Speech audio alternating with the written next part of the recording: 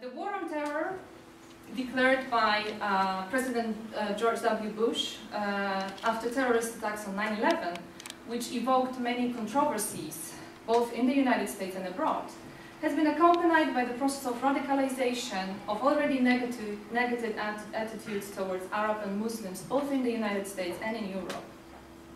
Subsequent events, the terrorist attacks in Madrid and London, the wars in Afghanistan and Iraq, recently intensified immigration from North America to European countries, the establishment of the Islamic State, and current conflict between Israel and Palestine further worsened the attitudes towards Muslims and enhanced the feeling of the threat of the other. The association with terrorism, as well as with the oppression of women, became the dominant image that permeated the media and public discourses globally, which was also accompanied by the negative perception of Islam, as, to use the words of Edward Said, anti-human, anti-democratic, and anti-Semitic. On both sides of the Atlantic, in public discussions and the media, Islam is mostly portrayed as a monolithic bloc, a closed and united group of people who are totally different from, or even intimidating and hostile to, a likewise closed West, which is Christian, secular, liberal, and democratic. The bipolar discourse, formulated along gender, racial, and religious lines, assumed the clash between good American, European, Western us and bad Muslim, Arab, other them. Islam has been commonly perceived as a violent political ideology with jihad against the West at its center, as a societal problem and a barrier for integration. There are several processes that have accompanied the war on terror and shaped its rhetoric. The issue of security, it has changed after 9/11, and now, as film critics Boggs and Pollard claim, for cinema and television, as for politics, the Middle East now exists as a mythical category, largely outside of time and space, a ready source of dark fears and threat. Such ideological bias has shaped public understanding of the region, as well as terrorism, for many years, before and after 9/11. In the face of the attacks in 2001, the relative marginalization of Arab Muslim communities in the media dramatically changed, and they had never been visible in public discourse on such a scale before. Consequently, as Samhan underlines, the Arab as villain has become a favorite scapegoat of popular culture, whose representation is based on dualistic logic of them versus us, that assumes incompatibility of Islam with major European and American ideas like democracy, sexual equality, rejection of violence as a means of policy, freedom of individual, etc. This echoes, I'm sure that you can think of many films and television series in which this issue can be found. In 24, we occasionally have Muslim characters as sidekicks or helpers of the main protagonist, Agent Bauer, whom he treats as assets, instrumental in getting valuable information. Throughout its 10-year airtime, the show provides numerous examples of terrorists of Muslim and Arab origin who are villains and Bauer's main opponents. The entire season 4, 6, and 8 are actually devoted to the Muslim villains. The quantity of characters does not translate into quality or diversity, of course. These characters are invariably schematic, vindictive and hateful towards the whole American nation, religiously driven, unbreakable fanatics. In the above-mentioned instances, good Muslims have very limited roles to fulfill, they suffer or even die from the hands of extremists. They are represented as either helpless to deal with fundamentalist violence or as victims of oppressive terrorist activities. This concerns women, moderate Muslims, and opponents to the Bush's war on terror. Consequently, as shown on this example, the Muslim world from homogeneous becomes disintegrated, torn by a harsh clash. However, importantly enough, it becomes unclear just where fundamentalism begins and moderate Islam ends. This blurred line makes every Muslim a potential fundamentalist and puts the burden of proof on Muslims to show that they are not fundamentalists. This unclear division is used as a narrative solution in, for example, 24, and also to a certain extent in Sleeper Cell and Homeland, when virtually all Muslim characters are sooner or later associated with terrorism. So Islamist terrorists are depicted in a very unilateral way as people who have no nationality and history, who act beyond politics and are fanatical, sadistic, so evil and irrational that no normal mode of interpretation is possible. Even their so-called cause is oftentimes a blurred idea without any explanation and justification. Their only expressed agenda is to destroy as many American lives as possible and to make them painfully suffer. They are represented as either cruel bomb manufacturers with veiled women and innocent children in the background, or as ruthless terrorists pretending to live an ordinary American middle-class life, whose women and children are directly involved in the planning and executing of terrorist activities. Such narratives that emphasize extreme form of violence on the part of the Muslim other facilitate justifying the use of violence by the good American protagonists. And I will briefly talk about it now on the example of 24 and its scenes of torture. As both the real politics and the series show, by using the argument of fear, threatened security and therefore the need for protection against enemies, both external and internal, various practices leading to subordination are legitimized and justified, including surveillance, unlawful detention, and torture. As a consequence, as Tickner underlines, Arab men and women have been subject to ethnic as well as gender profiling under the excuse that we are at war. These measures have received strong support from across the political spectrum. Criticism has been seen as unpatriotic. Dehumanization of the enemy and rejecting his or her rights serves as a perfect explanation for using torture that is performed in most of the films and television shows about terrorism. Violent methods of interrogation are permitted, but only when they are used by good American protagonists or their Muslim Arab allies for justified purpose, for example, gaining information about terrorist activity. As Boggs and Pollard claim, discourses on violence reflect the double standards permeating so much of the American public sphere. Violence is sanctioned, even celebrated, in the service of US power and wealth, but it is treated as a violation of civilized rules, of civilized values when used by others.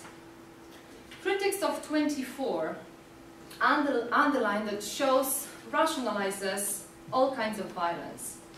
Designed according to a video game-like ticking time bomb scenario in a real-time format, it provides endless scenes of torture which become a key narrative solution when immediate obtaining valuable information is needed.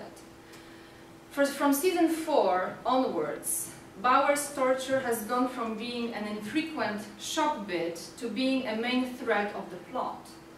At least half dozen characters have undergone interrogation under conditions that meet the conventional definitions of torture.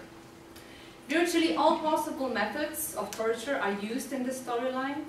The suspects are electrocuted, treated with chemical injection, beaten, shot, strangled with various objects, including ropes and wires. Their bones are broken, fingers cut, etc. Not only physical but also psychological violence is often used, such as blackmail or threats to kill family members. Among the suspects that are people truly or allegedly connected to terrorist activities: men, women, teenagers, politicians, diplomats, employees of the CTU, Bauer's family members, and even his fiancée in season 6. Some of these tortures are allowed for by Bauer's superiors, including the President of the United States, which, while some are his individual decision, because he's this warrior that can make his own decisions in that matter. Torture seems to be the key method to get information for CTU and its agents, among whom there are specialists in torture, such as Eric Richard, officially trained in injecting pain-inducing drugs to facilitate questioning of suspects. As Jane Mayer underlines, and I quote here, throughout the series, secondary characters, very often women or bureaucrats perceived as female, raise moral objections to abusive interrogation tactics. Yet the show never engages in a serious dialogue on the subject. Nobody argues that torture doesn't work or that it undermines America's foreign policy strategy. Instead, the doubters tend to be soft-hearted dupes, end of quote. Interestingly enough, the vast majority of these interrogations are successful and help push the plot forward. The viewers are therefore reassured that violence is not used unjustly. In innumerable sequences over the show's lengthy run, Jack can only save his country or his family by forcing information from suspected terrorists. He has only minutes, or even seconds, to get the information. Jack employs any means necessary to extract this information, and over again, he is shown to have made the right choice in restoring to these illegal tactics. The message, in other words, is that in the face of such extreme threats, torture is justified and even necessary. Do you know what is a famous quote from Jack Bauer? Just before he is about to torture somebody. Has anyone seen 24? Well, his famous quote is, "Don't make me do it." Don't make me do it. I don't want to do it to you. You are the one who want me, to do it. So there's even a clip on YouTube in which they gathered together all the instances when he actually said this phrase. Don't make me do it. 24 is an extreme, I have to admit it is an extreme example of the justification of torture and other kinds of violence. However, other shows also use it as a narrative strategy. Sleeper Cell, for starters, but even Lost. Do we have any Lost fans here? Do you remember the character of Saeed? No. Do you remember how many times he was asked by his colleagues to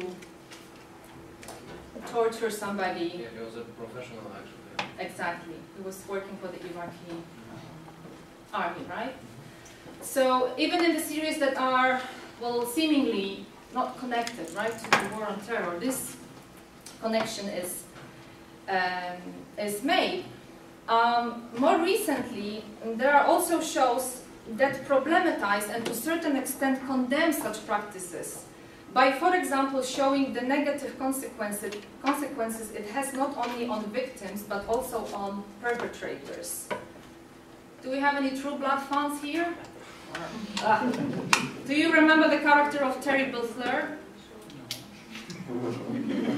No. Well, anyway, Terry is a traumatized Iraqi war veteran, and he is haunted, literally, I mean metaphorically and literally, because it is true blood, so he can be haunted by all sorts of things, right? Is haunted by a ghost for what he had done in the line of duty. He participated in the massacre of the whole village, women and children including. I'm not going to tell you how his character ended. I don't want to spoil you because the series is ongoing, right? It's finished. I mean, it's the season 7 was the last one, right? But I haven't seen it. That's for me. It's ongoing. There is another example in Damages. Have you ever seen Damages? This is actually, Agnieszka, if you haven't seen it, this is an interesting in terms of female characters. Glenn Close is starring, right? So in Damages, in one of the seasons, there is a character of Chris Sanchez who had to face negative consequences of his deeds from Iraq when he also killed civilians, as a result of which 3 of his men were killed too. Not only has he deal with his own personal trauma and PTSD, but he also needs to find a way to prove the government conspiracy when he wants to come clean about the events he was a part of. And both Terry and Chris are certainly not Jack Bauer from 24. They are broken, traumatized, driven by guilt and fear, and having all sorts of problems because of their involvement into the war on terror. And finally, in Homeland, do you watch Homeland? This one is ongoing, right? We have Nicholas Brody, a Marine who had been first tortured and then turned by terrorists after 8 years of captivity. However, the reasons for his betrayal are pretty convincing for the viewer. While being held prisoner, he witnessed the US military action, which resulted in bombing the nearby school and the death of many children that studied there. The US government denies taking responsibility for the attacks, and the man who is responsible for giving an order runs for president. Interestingly enough, which brings me to another and the last aspect of my today's lecture. Interestingly enough, Brody is suspected of being a terrorist and finally exposed by a female CIA agent, Terry Matheson, to whom I will return in the following parts of my lecture. And finally, let me turn to women. Another important aspect of the political rhetoric used to justify the war on terror and American intervention in Afghanistan is the use of feminist claims of protecting Muslim women's rights. Many scholars, for instance Young, claim that, and I quote here, feminists focused on women under the Taliban constructed these women as exoticized others and paradigmatic victims in need of salvation by Western feminists, and it conveniently deflected attention from perhaps more mundane problems of gender-based violence, domination and poverty in many parts of the world, end of quote. Such a rhetoric, such an approach, civilized approach, and I use it in inverted commas, of course, approach to third world women's rights resembles the colonialist rhetoric that would justify engagement and invasion in the name of democracy, economic stability, crisis prevention, or humanitarian aid. Kaplan admits that there has been no common feminist stand towards the war on terror. And she says, we discovered that we have divergent opinions about the causes of the attacks, about the US response in bombing Afghanistan, about government response within America, about European response to US action, and so on. We differed, we found, regarding what we knew or believed about women in Afghanistan. their situation vis-à-vis the Taliban, and so on. Nearly the only thing we agreed upon was the irony of George Bush's claiming that bombing Afghanistan would be liberating for Afghan women. End of quote.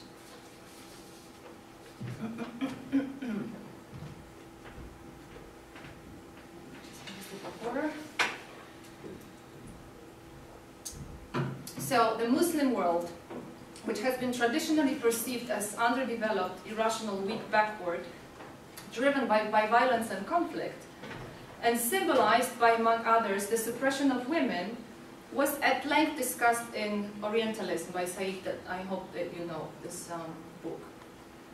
What Said did not problematize was Western feminist uneasy alliance with the so-called third world women. As the post-colonial feminist Chandra Mohanty underlines, Western feminists too often use this general, homogeneous category which refers to third world women as passive and victimized by their barbarous, oppressive cultures and tradition. Such an approach resonates not only in the US, of course, but also, for example, in France, where a famous debate about the unveiling of Muslim women took place. Indeed, as Tickner says, if we did see women, they were likely to be faceless Afghan women in the now familiar blue burqa. Their shadowy and passive presence seem only to reinforce these gendered images. Naturally, it is politically safer and there is less risk in portraying women as victims than in supporting their empowerment. The image of helpless victims behind the veil may be politically less risky than supporting articulate, forceful advocates of women's rights. Moreover, it is difficult for Western women to understand that burqa or veil is oftentimes not perceived by Muslim women themselves as oppression, that they do not want to be saved.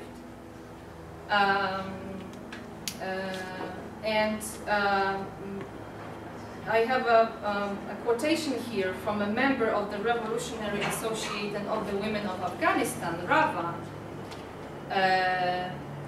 No woman that was met by the interviewer on her mission in Afghanistan complained about burqa. Rather, they described the insult of their daily lives and the theft of their identities. The lack of education, for example, was one of the issues that was mentioned. They rather emphasized their desire for peace, healthcare, education, food, shelter, and most of all, the freedom of choice about their future clothing, lives, and lifestyle. Consequently, these misconceptions eliminate any possibility for dialogue and mutual understanding, while ignoring the complexity of experiences of Muslim or Arab women only fuels erroneous assumptions that they are victimized, homogeneous group, instead of looking at them as constantly changing, diversified, and often representing contradictory views on their religion, position within the community, relationship with men and women's rights. As Faza Hiri makes clear, she is another scholar who actually looks at Muslim representations in television series. In all of the portrayals that existed then and exist now, there appears to be an undercurrent that suggests that Muslim women are especially different from a Western-defined norm. Ignoring the reality that the Western legacy of androcentrism and misogyny, through differing in its specificities, is nevertheless, generally speaking, no better than of other cultures, including the Islamic. So it is clear by now that television series have been instrumental not only in mobilizing fear and legitimizing pro-security activities, but also in defining the dominant gender roles in this discourse: the real men, frontiersmen, heroes, and victims, passive women deprived of any independence and decision-making. Alternatively, women that have any kind of agency are those who sympathize or ally with the Muslim male other. The bad women who refuse to be protected or reject the need of protection. These women at first manage to threaten the protector and those whom he protects, but often strategically using their femaleness as a clever disguise to surprise. However, they usually are disciplined, some more painfully than others. For example, the Dutch woman in sleeper cell is killed after she managed to murder the protector's girlfriend. And the female terrorist in Homeland is captured by the CIA and forced to cooperate. Seasons 2 and 4 of 24 also offer such representations. There is the character of Dina in season 4, who is another ruthless killer dedicated to her cause, willing to make almost any sacrifice. She and her husband are loyal to a dangerous Islamist group, but there is no real cause that is articulated and explained. Being Middle Eastern or Muslim seems to be the explanation enough for the various murders committed by Dina and her family members. Dina does redeem herself to a certain extent, but only when pressured, when her son, also involved in terrorist activity, is in danger. Nonetheless, as any character like her, she meets an ultimate end. She is killed. And I do have a clip. I wanted you to see this clip because it really gives us, an interesting kind of gender dynamic between the American female protagonist and the Muslim female protagonist. And this is definitely something new. And although Dalia was defeated in a way, because she was just, she was subordinated as in previous instances, but nonetheless, her character was actually quite developed and quite nuanced in comparison to what 24 offered us earlier on. I really have to finish, and to sum up, I have other clips and other examples. Maybe we can use them during the discussion. But before I do that, to sum up, I want to refer to the recent television production Homeland, which in my opinion, and I do know that maybe you will be critical of this opinion, and I'm actually counting on it, but in my opinion has some sort of potential in fulfilling the goal of, for example, of destabilizing this logic of the war on terror, in which the courage is necessarily connected with violence on the one hand, but also in which it offers an interesting examples of cooperation between the female agent, played by Claire Danes, and other agents, also Muslim women. The main protagonist, Carrie Mathison, is an excellent, as you know, intelligent, but at the same time a very unpredictable and unappreciated by her superior CIA operative. She is also sick. She suffers from a bipolar disorder, which complicates her life, both professional and private. But at the same time, it is her blessing, right? It gives her unique, genius-like intuition into the war on terror mysteries. Her courage, I claim, is totally different from that of Jack Bauer from 24, or even Darwin Al-Said from Sleeper Cell. I didn't talk much about Sleeper Cell, but it's an interesting show for you to see. And of course, I think her character could be easily criticized from a feminist perspective. She is a mad, at times hysterical, spontaneous woman, too emotional, too unstable to be a reliable character to push the plot forward. especially concerning such serious issues as the war on terror and national security. And she's, I have to admit it, she's a very difficult person to like, especially as the show progresses. Also, probably due to the fact that a lot of the things she does can be stereotypically perceived as very unwomanly. She likes random sex, she likes dangerous sex with the person whom he suspects to be a terrorist. She drinks her bipolar, anti-bipolar pills together with a bottle of Chardonnay. She can be really mean and bossy. She abandons her few-month-old baby, and she finally, in the later season, in the last season, she seduces a teenager and has sex with him in order to turn him. So, and I guess she's also more than willing to sacrifice her own people in the pursuit of terrorists. I guess she considers them collateral damage. I perceive Carrie differently, and regardless of a growing criticism over her character, I still like her. She is in power, she's ahead of all the fellow male CIA agents. She sees things and connections that no one else is able to see. And she most of all relies on her Muslim and non-Muslim female informants, who are given enormous, in comparison to other productions, agency.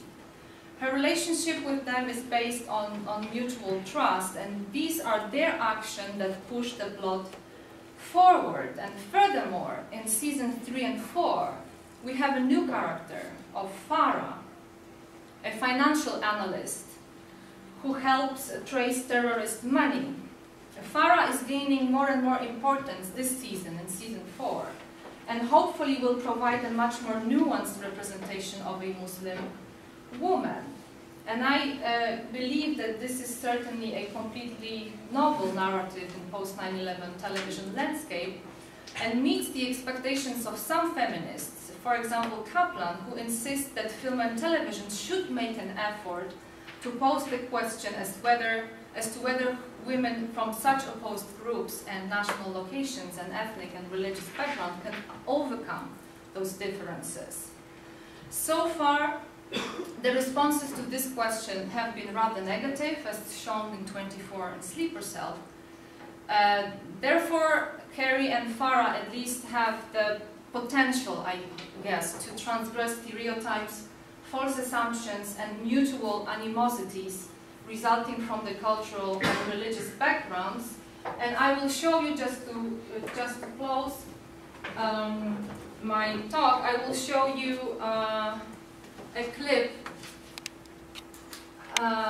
of Farah, okay? So that you could see the difference.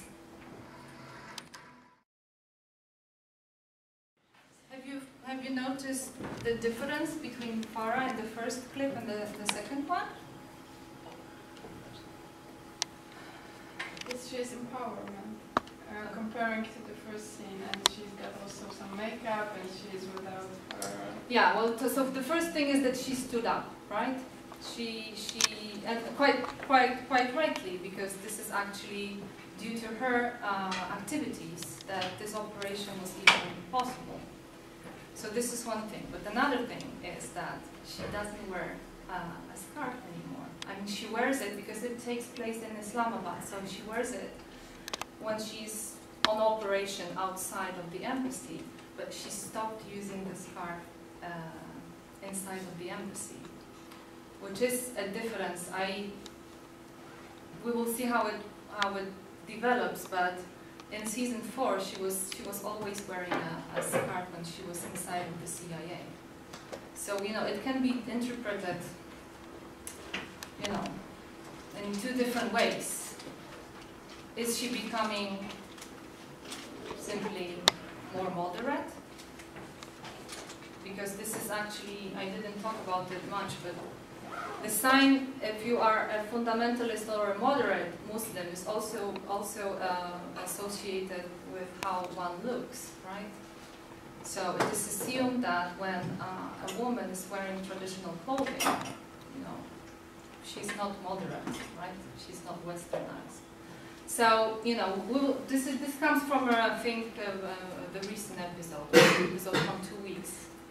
We have to see how her character develops, but nonetheless, this is probably the first time ever that we have a woman in a scarf on the main cast of the TV series, right, after 9/11. So this is an interesting development.